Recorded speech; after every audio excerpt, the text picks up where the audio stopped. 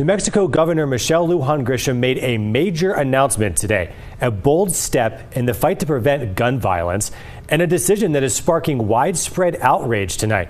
She has announced a temporary gun ban in public places in Albuquerque and Bernalillo County.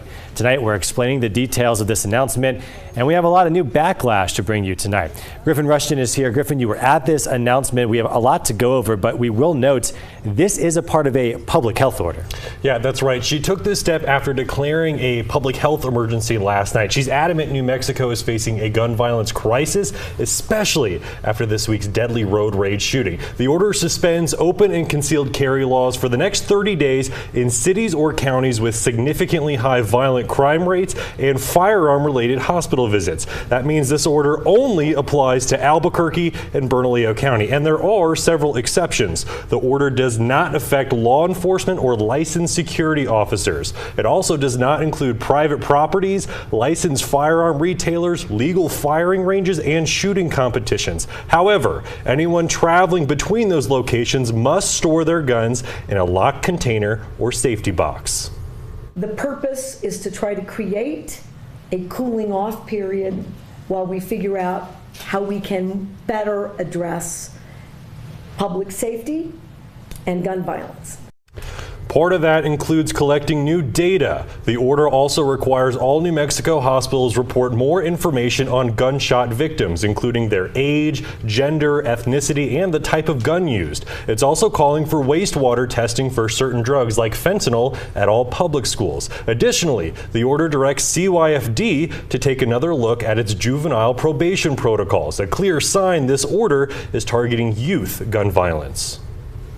It should horrify every American and every New Mexican that so many young people and so many individuals with no training, with reckless criminal behaviors, are openly carrying firearms in our communities.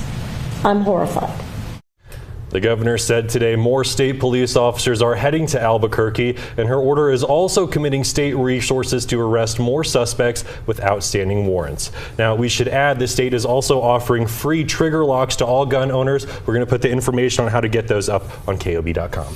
And almost immediately, this decision sparked a lot of opposition from many different areas in our state. Yeah, and the governor was expecting that. She said today that she was expecting legal challenges, and she said that not all the public safety officers that she met with to make this decision agree with her, and that includes Bernalillo County Sheriff John Allen. In a statement, he says, "While I understand and appreciate the urgency, the temporary ban challenges the foundation of our Constitution. I am wary of placing my deputies in positions that could lead to civil liability conflicts, as well as the potential risks posed by prohibiting law-abiding citizens from their constitutional right to self-defense."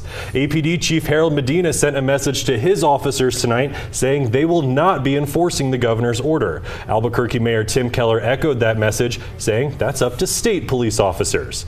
New Mexico Republican leaders, and Albuquerque City Councilor and police union leaders have also sharply criticized the governor's decision, largely calling it unconstitutional. Republican Party Chairman Steve Pierce added, "The governor admitted she knew her order is unconstitutional and says her order puts citizens in a dangerous situation and is outright illegal." The governor directly addressed those concerns today. No constitutional right, in my view, including my oath, is intended to be absolute. There are restrictions on free speech. There are restrictions on my freedoms. In this emergency, this 11-year-old and all these parents who have lost all these children, they deserve my attention to have the debate about whether or not in an emergency we can create a safer environment. The governor says she plans on using all the data they're collecting to decide if this public health order should be extended or potentially modified once the 30 days are up. Right, at least 30 days, it'll be in effect, and we'll keep asking the governor's office whether they plan on extending that when it gets close there. All right, Griffin, thank you.